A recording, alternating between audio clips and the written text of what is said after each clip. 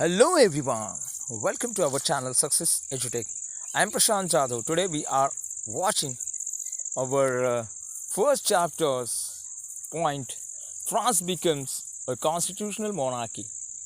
तो फ्रांस जो था वो एक कॉन्स्टिट्यूशन के आधार पर अपना राज्य कैसे चलाने लगा। ये जो देश था, कॉन्स्टिट्यूशन यानी राज्य घटना के जो नियम है उसके आधार पर वो अपना राज्य कैसे चला रहा था, ये हम यहाँ पर देखेंगे। The national assembly completed the draft of the constitution in 1791। तो नेशनल असेंबली ने एक ड्राफ्ट तैयार किया था, एक मसूदा तैयार किया था 1791 को। Its main object was to limit the power of the monarch. और उसमें कुछ ऐसी पाबंदी लगाई गई थी राजा के अधिकारों पर। तो वो क्या थी? These powers, instead of being concentrated in the hands of the person, were now separated and assigned to different institutions: the legislature, executive, and judiciary. The made France in the constitutional monarchy. Figures 7 explains how the new political system worked. तो ये सभी जो अधिकार थे सिर्फ राजा को नहीं थे, तो उसके जो दूसरे जो भाग किए गए थे, जिसमें लेजिस्लेचर, एग्जीक्यूटिव एंड जुडिशरी, इनमें ये सभी अधिकार बांट दिए गए थे। वो हम इस फिगर में देखेंगे। तो यहाँ पर हम देख रहे हैं, तो पहली जो है जुडिशरी यानी न्याय संस्था कहते हैं उसको। उसका जो मेन अधिकारी है उसको जज कहा जाता है। और उसके बाद हम एग्जीक्यूटिव देखेंगे। उसमें कौन आता है? किंग आता है। और किंग का काम क्या है? तो वो नेशनल असेंबली के और वो अपना जो है अपना कारोबार उनके आधार पर वो करता है।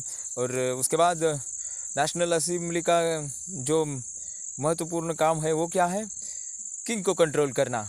और नेशनल असेंबली मिनिस्टर को भी कंट्रोल करती है। और उसके बाद नेशनल असेंबली जो लेजिस्लेचर है, लेजिस्लेचर मेल नेशनल असेंबली होती है। लगभग 1745 मेंबर्स होते हैं उसमें।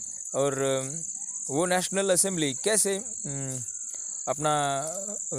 नियुक्त की जाती है? तो लगभग 50,000 जो मेन होते हैं वो उनको नियुक्त करते हैं। और वो कैसे नियुक्त करते हैं?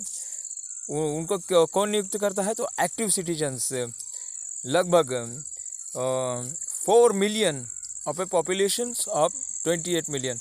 और 28 मिलियन में से जो 4 मिलियन लोग होते हैं वो उनको नियुक्त करते हैं।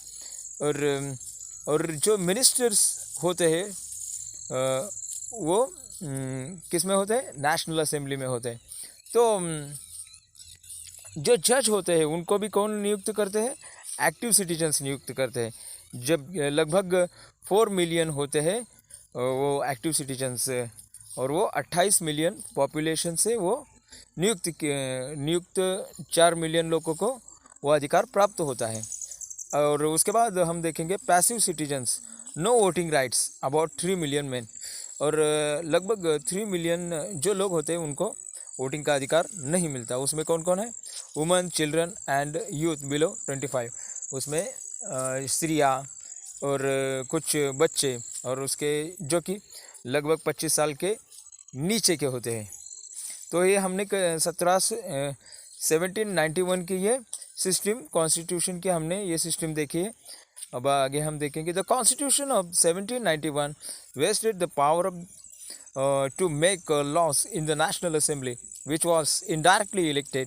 That is, the citizens voted for a group of electors who is a turn choose the assembly, not all citizens. तो एक बहुत ही बड़ा चेंजेस यहाँ पर आ चुका था। ग्रुप ऑफ इलेक्टर्स का एक ग्रुप किया गया था। However, had the right to vote only men about 25 years of age who paid taxes equal at least 3 days of the laborer's wage were given the status of the active citizens. और 25 years के ऊपर का जो व्यक्ति था जो कि tax paid करता था equal to at least 3 days of the labourers wage, और लेबर्स का जो वेज था 3 दिनों का, उतना वो टैक्स पे करता, टैक्स पे यदि सरकार को करता है तो वो एक्टिव सिटीजन माना जाता था.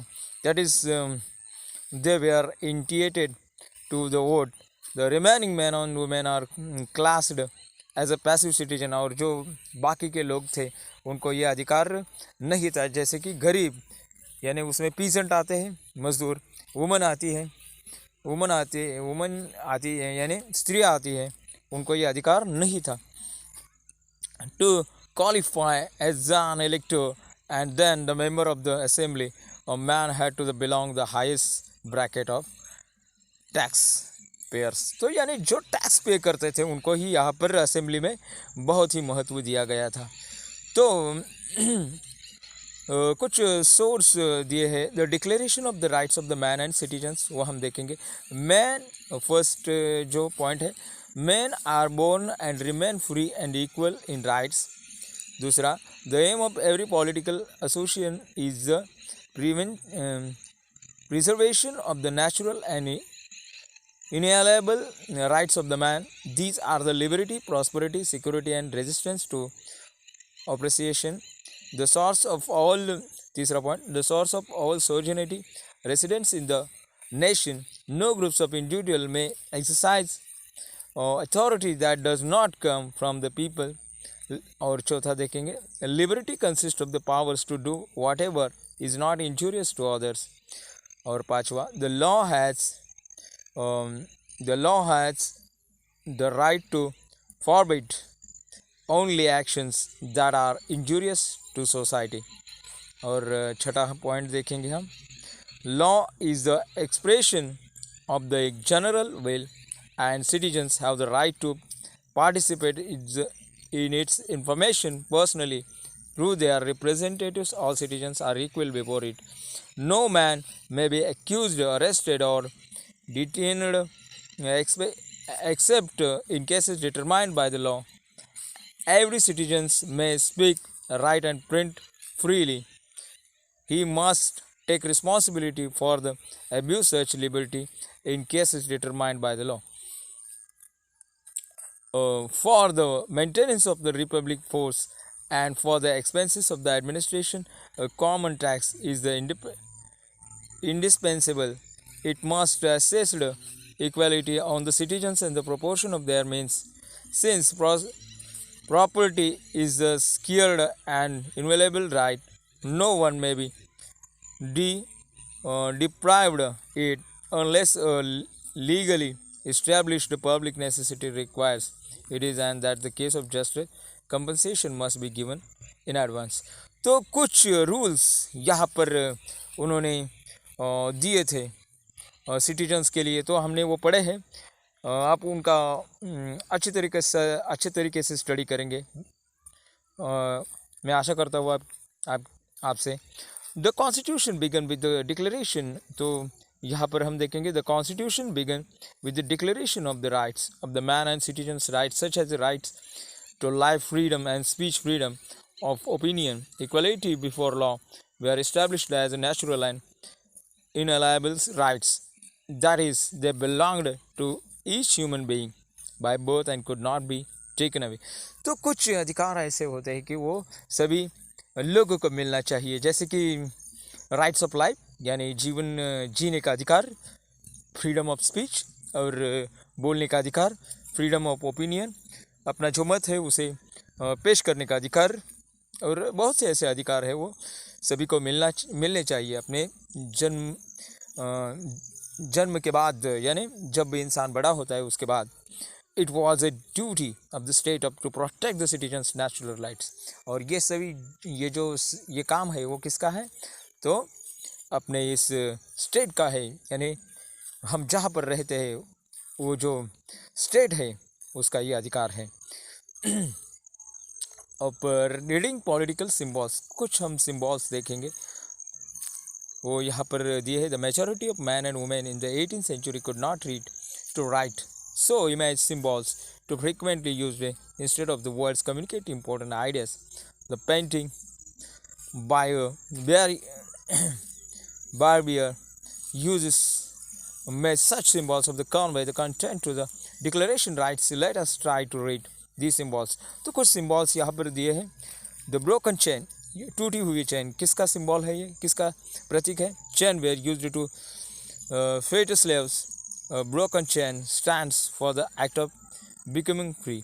ये किसका सिंबल है? तो हम फ्री हो चुके हैं, जो जकड़े हुए थे हम सभी बंधनों से फ्री हो चुके हैं.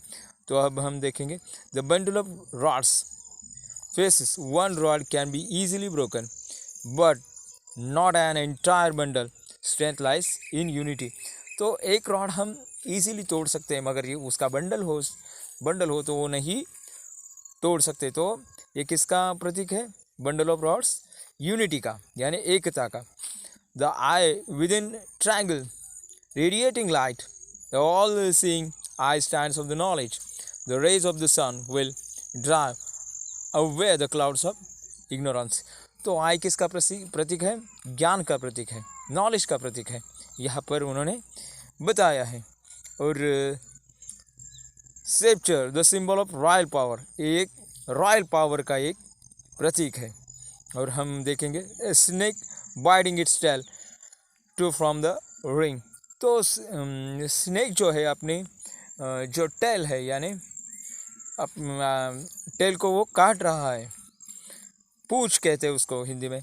Symbol of eternity, ring has neither beginning nor and, यानी रिंग की कभी शुरुआत नहीं होती और उसका एंड भी नहीं होता, वो वैसी ही होती है. तो आगे हम देखेंगे red fusion cap won by slave upon becoming free, यानी ये किसका प्रतीक है? स्लेव से हम फ्री हो चुके हैं, यानी गुलामी से हम मुक्त हो चुके हैं. और blue white read the national colours of France, ये किसका कलर है? नेशन कलर है, देश का कलर है ये. The winged woman personification of the law, ये लॉ का प्रतीक है. लॉ यानी रूल, कानून कहते हैं उसको. The law tablet, the law the same for all and are equal before it, और लॉ जो है सबके लिए सेम है, इससे हमको पता चलता है.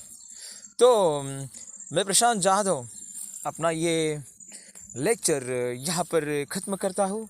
नमस्कार.